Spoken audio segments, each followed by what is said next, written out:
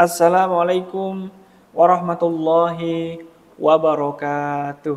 Halo teman-teman yang berbahagia, apa kabar ya? Semoga sehat selalu ya. Hari ini masih bersama dengan TBDpedia ya, yang hari ini kita juga akan membahas materi-materi atau soal-soal yang insya Allah nanti akan membantu teman-teman semua dalam mengerjakan ujian kompetensi nasional ya. TBDpedia adalah partner setia belajarmu ya. Tentunya ini adalah partner yang akan selalu menemani teman-teman semua dimanapun Anda berada, dimanapun kalian belajar ya. Kita insya Allah akan memberikan yang terbaik untuk kita semua. Baik, hari ini kita masuk ke episode ke-39 ya. Dan episode ke-39 ini masih kita akan membahas soal-soal tentang seleksi donor ya. Seperti biasa, kita hari ini akan membahas soal terkait dengan seleksi donor. Ada 3 soal ya. Kemudian sebelum kita lanjut, mohon untuk memberikan dukungan kepada kita semua supaya channel ini lebih bermanfaat ya. Dan tentunya bisa berkembang dengan baik seperti itu. Oke, sudah siap teman-teman?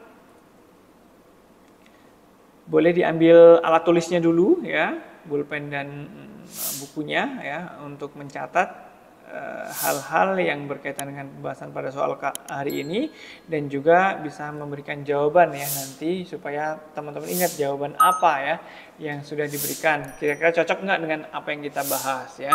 Jika memang ada, oh ini saya jawab A kok ternyata jawaban dari TBDpedia kok B. Nah, silakan berikan komentar pada kolom ya, pada kolom komentar di bawah ini silakan teman-teman untuk menulisnya seperti itu.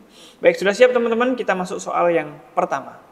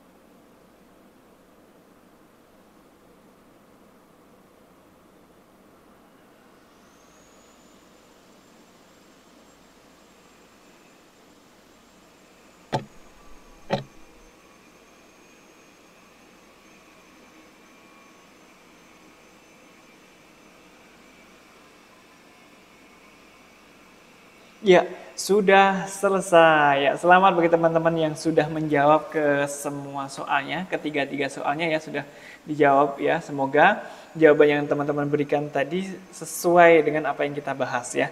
Oke, kita langsung saja bahas pada soal yang pertama ya.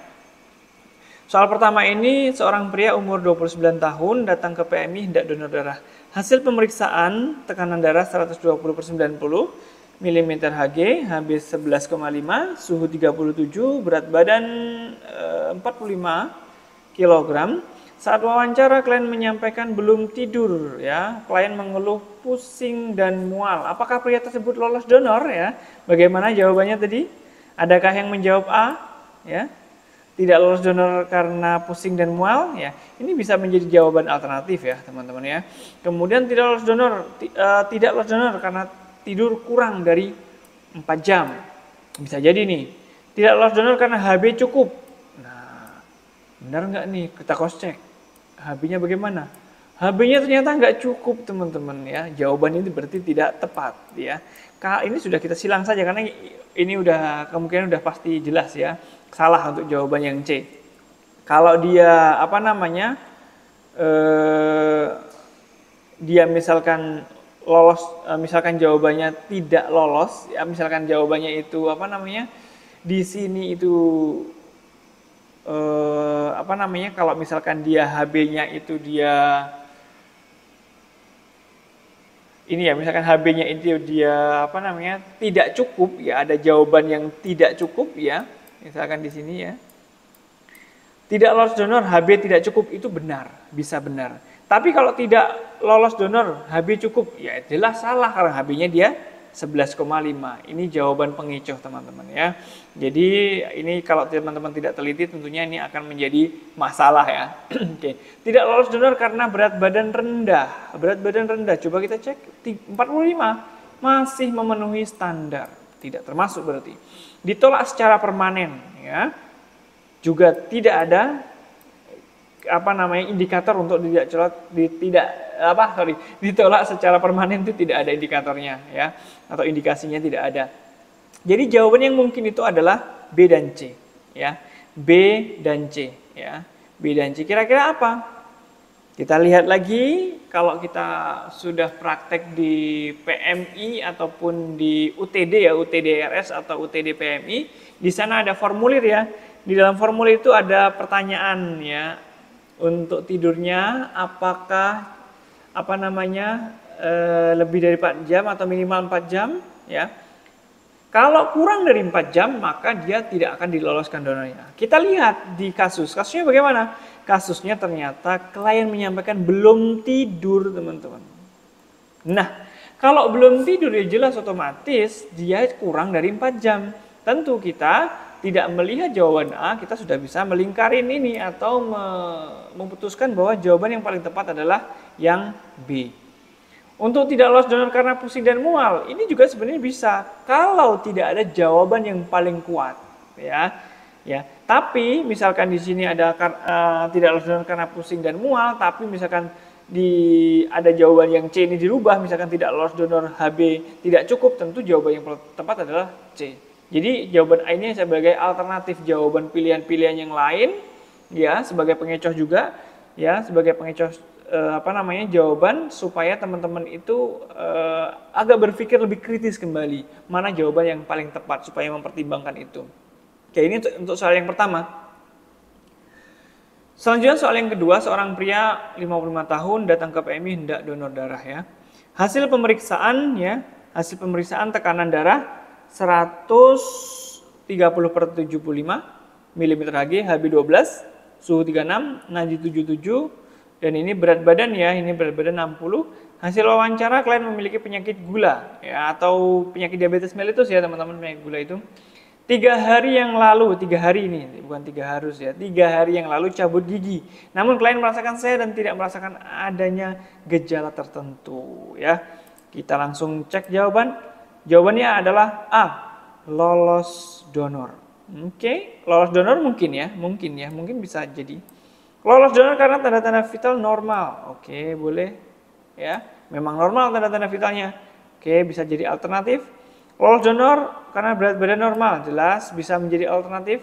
Ditolak sementara, ya mungkin ya. Kemudian tidak lolos karena tekanan darah tinggi, ini jelas salah, jawabannya jelas tidak mungkin. Jadi ada 1, 2, 3, 4 yang bisa menjadi jawaban dari soal ini. Menurut teman-teman, yang paling tepat apa? Ya, kita cermatin satu-satu ya. Tekanan darah normal, HB normal, suhu normal, nadi normal, dan juga berat badan normal. Oke.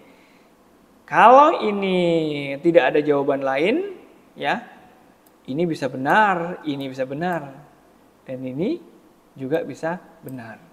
Ya. Tapi nggak mungkin kan kalau semuanya ini dan tanda vital normal dan berat badan normal ini memang sesuatu yang benar, dan tidak mungkin kalau dituliskan semuanya benar ini sesuatu hal seperti ini yang tidak akan mungkin istilahnya jawabannya tidak tergantikan di sini. Jelas ya. Tanda vital normal jelas ya, lolos. Kemudian BB normal ya juga sama juga, dia lolos juga. Jadi kedua jawaban yang ini ya, B dan C ini adalah justru malah bukan jawaban. Karena apa? Dua-duanya itu udah pasti tidak tergantikan, jawaban itu udah pasti benar. Justru kita harus melihat yang lain. Apa itu? Ditolak sementara. Apa kira kok bisa jawabannya ditolak sementara ya? Ditolak sementara, coba. Karena dia baru saja cabut gigi. Syarat cabut gigi untuk bisa lolos donor itu minimal 7 hari setelah cabut gigi. Ini baru 3 hari teman-teman ya, baru 3 hari. Sehingga jelas ya, jawaban yang tepat adalah ditolak sementara ya. Semoga itu bisa jelas ya teman-teman ya, dari apa yang kami jelaskan ini. Kemudian soal yang ketiga. Nah, seorang pria umur 28 tahun ke PMI hendak donor darah. Hasil pemeriksaan tekanan darah 120/70 ya. HB 13, nadi 70, suhu 38 ya. Ya, kita langsung identifikasi aja ya. Suhu ya tidak normal ya, teman-teman ya. Tinggi. BB normal. Saat wawancara klien menyampaikan sedang terapi dan minum obat. Sedang terapi dan minum obat. Klien juga menyampaikan 2 tahun terakhir mendapatkan transfusi darah. Berarti pria ini pernah mendapatkan transfusi. Mungkin karena dia kecelakaan, kehilangan cukup darah sehingga transfusi, atau penyakit lainnya. Mungkin bisa ya. Terus bagaimana pertanyaannya? Apakah pria tersebut lolos donor? Jawaban A. Tidak lolos donor karena transfusi darah. Ya.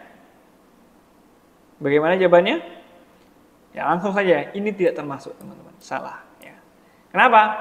Karena untuk transfusi darah itu ada 2 kriteria ya, ada yang harus lebih dari 4 bulan dan lebih daripada 6 bulan. Itu disesuaikan dengan apa yang didapatkan transfusinya itu ya. Nanti dilihat di Permenkes itu ada teman-teman ya. Kemudian ditolak secara permanen, tidak ada indikasi ya, nggak sih? Ya, tidak ada indikasi. Ya, berarti dia B ini jawaban kita eliminasi. Jawaban C, ditolak ya, ditolak karena minum obat. Ya, bisa jadi ini. Lolos donor, semua pemeriksaan normal. Ini jelas tidak akan benar. Karena apa? Kita lihat suhunya tinggi ya, suhunya tinggi, jelas dia tidak akan lolos di situ. Kemudian tidak lolos donor karena adanya terapi. Oke, ini bisa menjadi alternatif jawaban. Jadi ada 2 kemungkinan, ada kemungkinan 1 dan ada kemungkinan 2. Tapi jawaban yang paling tepat di sini adalah apa? C. Kenapa kok C? Jelas minum obat, apalagi saat ini ya. Saat ini ya, berarti saat wawancara klien menyampaikan sedang minum obat, itu dalam kondisi dia sedang dilakukan pengobatan. Dalam formulir ya, kalau teman-teman melihat formulir di UTD, tentunya minum obat itu dievaluasi diloloskan itu ketika 3 hari sudah tidak minum obat. Sedangkan ini sedang minum obat. Berarti jawaban yang paling tepat adalah C. Terus yang E bagaimana? Alternatif jawaban kedua, tidak lolos donor karena ada terapi. Oke. Terapi ini luas teman-teman, macam-macam sekali. Terapi ini tidak harus minum obat. Masa misalkan fisioterapi di akupuntur, akupresur, kemudian dibekam ataupun dilakukan pemijatan dan sebagainya juga bagian dari terapi. Jadi ini tidak tepat kalau dia spesifik masih umum. Tapi kalau di sini disampaikan bahwa tidak lolos donor karena ada terapi minum obat, tidak ada dannya ya, terapi minum obat. Nah, mungkin ini bisa menjadi jawaban yang utama. Tapi karena ini ada dan, berarti sedang terapi ini terapi apa itu kita harus kita jelas dulu. Nah, harus jelas dulu kira-kira terapi apa di situ ya. Saya sampaikan kalau di sini dannya ini hilang, sedang terapi minum obat, berarti jawabannya jelas. Tapi kalau hanya karena ada terapi saja, berarti ini belum menjadi jawaban yang utama. Jadi jawaban yang utama adalah C. Ya, baik. Ya, demikian teman-teman yang bisa kami sampaikan untuk pembahasan soal yang ketiga ini ya. Semoga yang sedikit ini ya bisa teman-teman pahami, bisa teman-teman mengerti, dan semoga bisa membantu kita semua ya dalam mempersiapkan terkait dengan diri kita dalam melaksanakan atau mengikuti ujian kompetensi nanti yang diselenggarakan oleh perguruan tinggi TBD ya, ataupun secara nasional seperti itu ya. Demikian yang bisa kami sampaikan teman-teman, lebih kurangnya kami mohon maaf. Terima kasih. Wabillahi taufiq wal hidayah. Wassalamualaikum warahmatullahi wabarakatuh.